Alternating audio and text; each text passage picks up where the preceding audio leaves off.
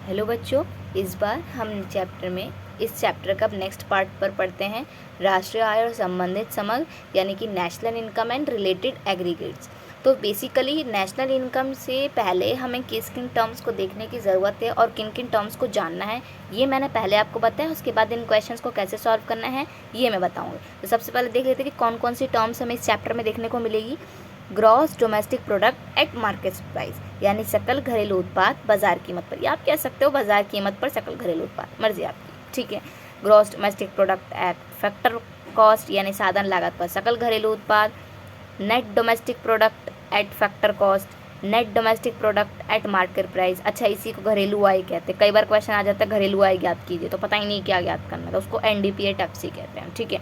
इसी तरह gross net product, gross national product at market price, gross national product at factor cost, फिर net national product at factor cost और net national product at market price. तो इन दोनों को, इसको कहते हैं घरेलू आय और इसको कहते हैं राष्ट्रीय आय। और आपको नेशनल इनकम निकालते वक्त ये सारी टर्म्स देखने को मिलेंगी। क्या है ये, कैसे यूज़ करते हैं, कैसे पता चलेगा, ये सब मैं इसमें बताऊँगी अभी आपको, ठीक है। तो पहले मैं आपको एक टर्म उठाती हूँ और उसके बारे में बताती हूँ, ठीक है। So let's go. जैसे कि मान लो हमें क्वेश्चन में हमें GDP एट MP गिवन है, ठीक है। इसमें बहुत सारी टर्म्स हैं, तो ये एक बार में सारा कवर हो जाएगा, तो मैं इसको बता देती हूँ। सो ये G है, G फॉर ग्रॉस, ठीक है। ग्रॉस यानी कि सकल। अगर आपको इजी लैंग्वेज में समझना है तो ग्रॉस का मतलब आप कुल समझ लो, ठीक है। अच्छा, जो कॉमर्स के स्टूडेंट्स होते हैं उनको पता होता है ग्रॉस और नेट में फ़र्क क्या है, डेप्रिसिएशन का, बट जो आर्ट्स वाले होते हैं उनको प्रॉब्लम होती है समझने में।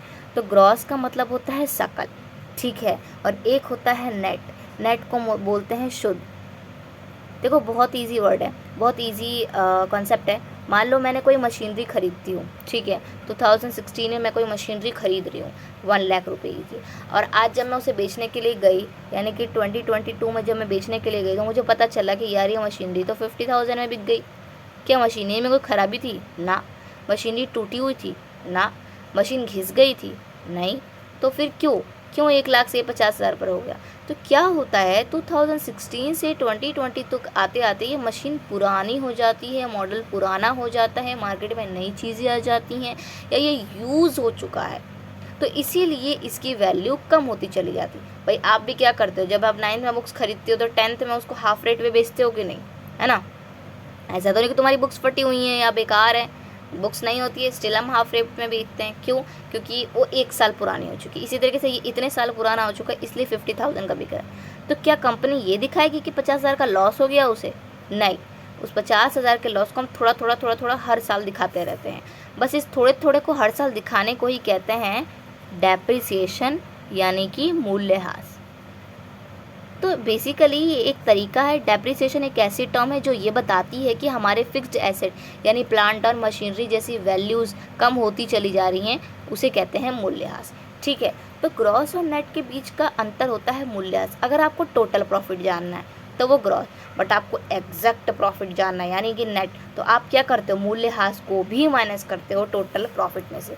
यानी कि अगर आप ग्रॉस में से उस डेप्रिसिएशन को माइनस कर दोगे, उस डेप्रिसिएशन को माइनस कर दोगे, तो आपके पास आंसर क्या आ जाएगा, नेट। या आप नेट में से जो आपने डेप्रिसिएशन माइनस किया था उसे वापस से प्लस कर दोगे, तो आपको क्या मिल जाएगा, ग्रॉस।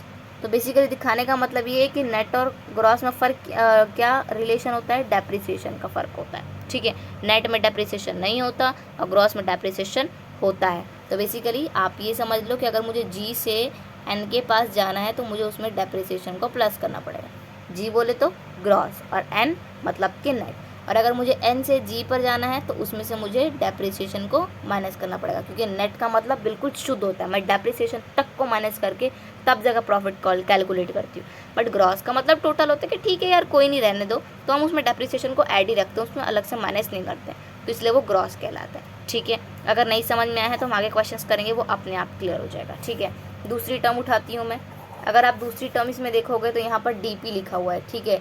DP को बोलते हैं डोमेस्टिक प्रोडक्ट, डोमेस्टिक प्रोडक्ट, या हिंदी में आप कह सकते हो उसे घरेलू उत्पाद, ठीक है। घरेलू उत्पाद का क्या मतलब होता है, जैसे मान लो ये मेरा इंडिया है, इंडिया के अंदर जितनी भी चीज़ें बिक रही हैं, इनसे मुझे जितना भी पैसा मिल रहा है ये मेरे खुद के घर के अंदर हो रहा है, तो इसको कहेंगे डोमेस्टिक प्रोडक्ट।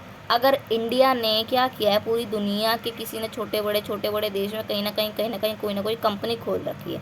अब इस कंपनी को यहाँ से फ़ायदा हो रहा है तो ये क्या कर रही है, इनकम यहाँ भेज रही है, इंडिया में भेज रही है, बाहर से इनकम आ रहा है, यानी इंडिया के बाहर से इनकम आ रहा है, तो इसको कहते हैं नेशनल प्रोडक्ट। ठीक है, और अगर देश की बात चल रही होगी तो डोमेस्टिक प्रोडक्ट। तो इसीलिए जिस तरीके से ग्रॉस और नेट में डेप्रिसिएशन का फ़र्क था, इसी तरह नेशनल प्रोडक्ट और डोमेस्टिक प्रोडक्ट में फ़र्क होता है NFIA का, यानी national factor income from abroad, यानी विदेशों से शुद्ध साधन आए।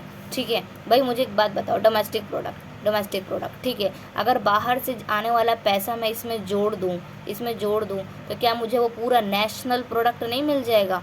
पूरी दुनिया में मेरा कितना प्रोडक्ट बन रहा है वो सब नहीं मिल जाएगा? बिल्कुल मिल जाएगा। और अगर तुम इन्हीं सब को माइनस कर दो, हटा दो, तो क्या बचेगा तुम्हारे पास? सिर्फ GD नहीं बचेगी, सॉरी DP नहीं बचेगी।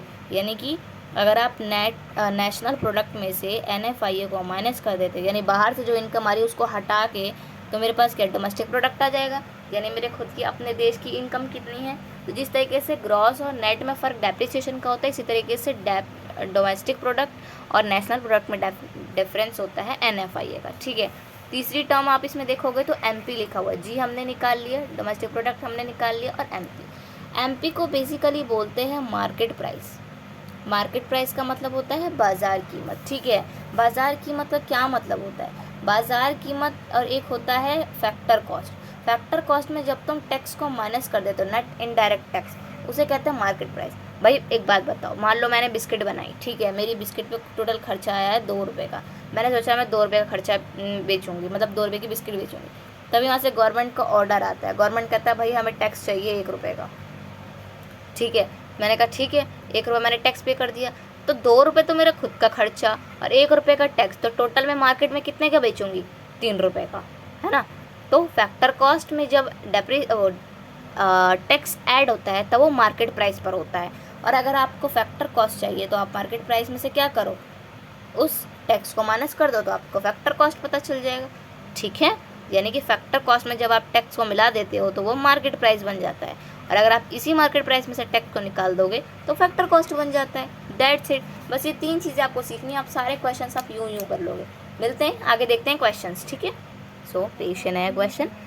NDP FC निकालना है हमें। ठीक है, GNP MP दे रखा है 8000 करोड़, डेप्रिसिएशन यानी कि मूल्यह्रास दे रखा है 600 करोड़, NFIA यानी कि विदेशों से शुद्ध साधन आए है 300 करोड़, और NIT यानी कि शुद्ध अप्रत्यक्ष कर यानी कि नेट इनडायरेक्ट टैक्स है हमारा 700 करोड़। देखो मुझे NDP FC जो दे रखा है ना, मतलब जो पूछा है उसको इधर लिखो, उसको ऐसे ये D है, NDP FC is equal to. अच्छा, और जितनी भी मैंने टर्म्स बताई हैं उनमें से कौन सी टर्म्स यहाँ पर अवेलेबल है? ये वाली टर्म बताई थी, यहाँ पर अवेलेबल है। तो मेरे पास है GNP at MP।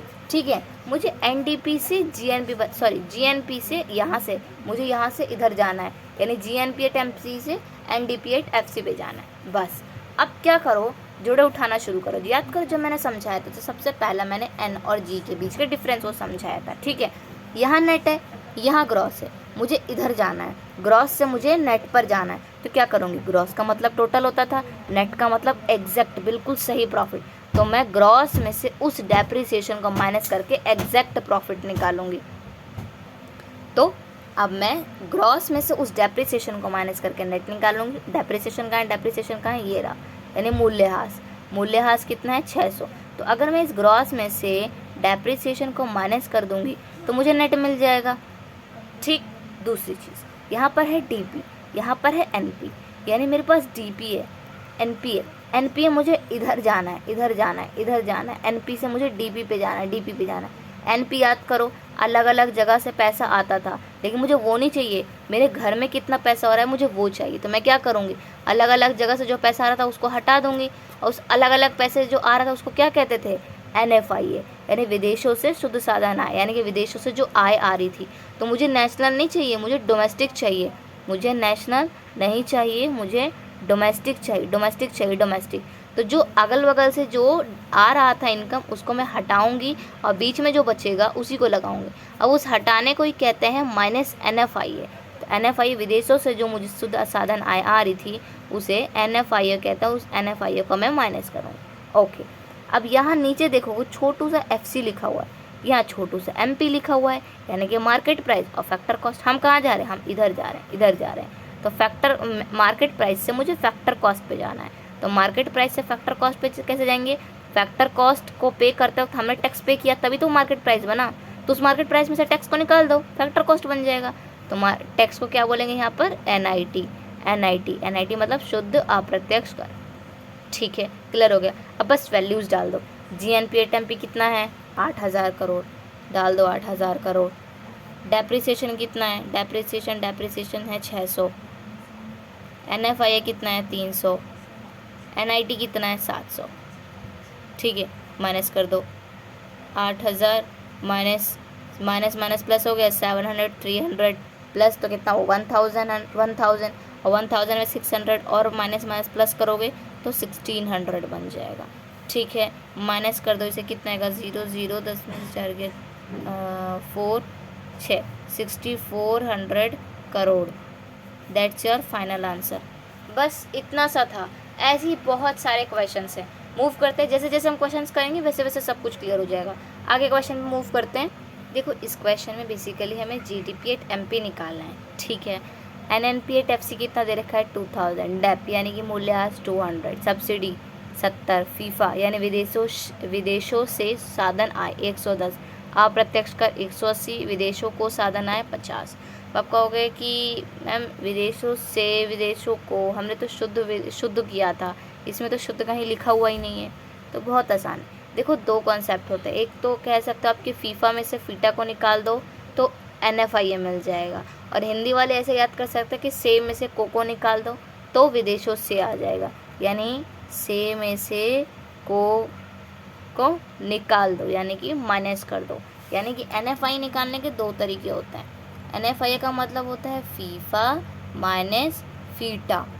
फीफा का मतलब हमको वहाँ से इनकम कितनी आई, और फीटा मतलब हमने कितना लिया, हमने ज़्यादा लिया है कि हमने उनको कम दिया है। मतलब कि फीफा यानी हमें कितना मिल रहा है उनसे, और फीटा यानी जा कितना रहा है। तो इन दोनों को अगर एडजस्ट करते हैं तभी NFIA आता है। ठीक है, इसी तरह हिंदी वाले कैसे याद करते हैं कि विदेशों से हमें कितना मिल रहा है माइनस हमने विदेशों को कितना दे दिया है। तो से में से को माइनस करो तो हमें NFIA मिल जाएगा, से में से को माइनस करो तो NFIA मिल जाएगा। अच्छा, ये हर क्वेश्चन में मिलेगा, इसे चिंता मत करना कि मैम इसी क्वेश्चन में लिखा आगे नहीं लिखा रहेगा। नहीं, हर क्वेश्चन में होता है कि से में से को माइनस करना होता है। दूसरी चीज़ NIT यानी कि नेट इनडायरेक्ट टैक्स। जानते हो नेट क्यों बोला, क्योंकि हम जितना भी टैक्स देते हैं उसमें कभी ना कभी सब्सिडी मिल जाती है, तो उस सब्सिडी को हटा करके जो बचता है उसे कहते हैं नेट। ठीक है, कैसे करते हैं देखो, NIT अगर तुम्हें जानना है तो NIT का मतलब होता है कि जब तुम IT में से सब्सिडी को निकाल देते हो तब तुम्हें NIT मिलता है। ठीक है, अब इसी के बेस पर हम इस क्वेश्चन को सॉल्व करेंगे। मेरी सारी चीज़ें दे रखी हैं, हमसे पूछा है GDP एट MP। अच्छा, अगर आप चाहो तो वीडियो को पॉज करके आप खुद भी कर सकते हो, बट स्टिल मैं कराती हूँ। ठीक है, बहुत छोटे में ही आ जाएगा ये। चलो दूसरे दे देते हैं।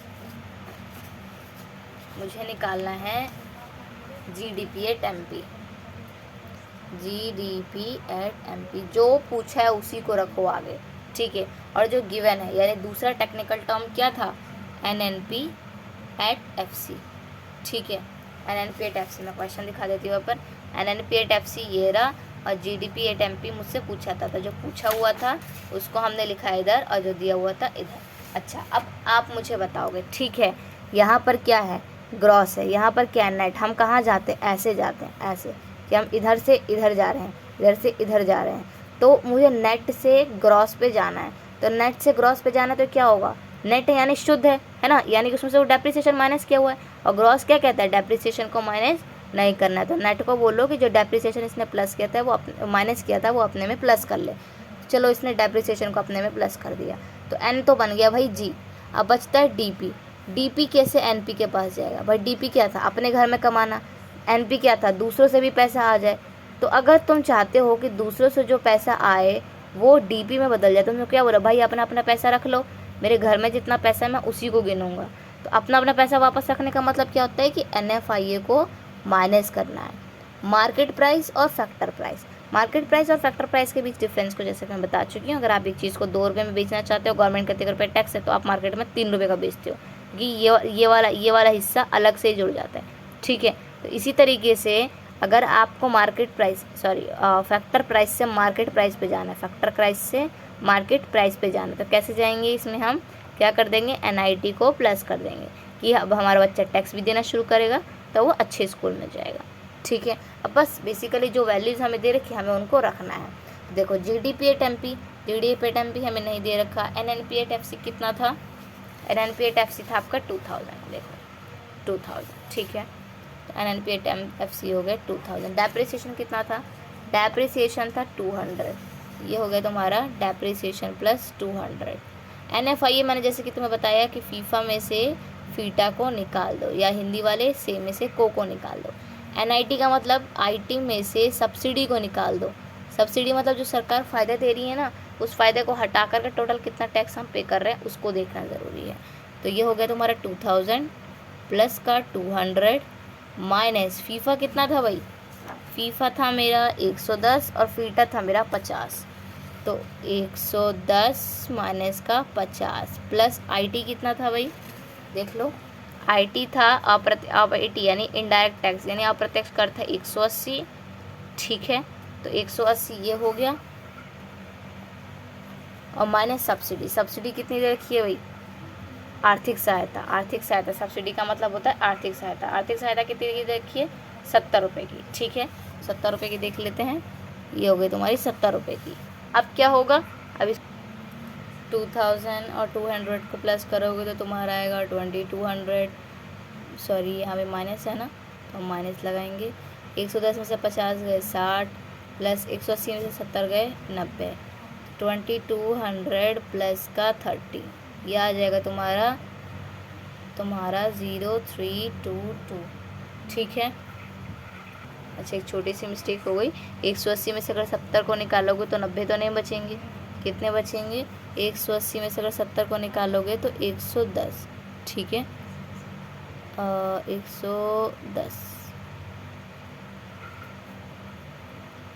110, अब 110 जो है इसमें से 60 गए तो बचेंगे 50, तो ये तुम्हारा आंसर आ जाएगा 2250 करोड़, ठीक है। तो बेसिकली आपको समझना इतना है कि मुझे ये पूछा है, उसको इक्वल टू को इधर रखना है, जो गिवन है उसको इक्वल टू को इधर रखना है, ठीक है।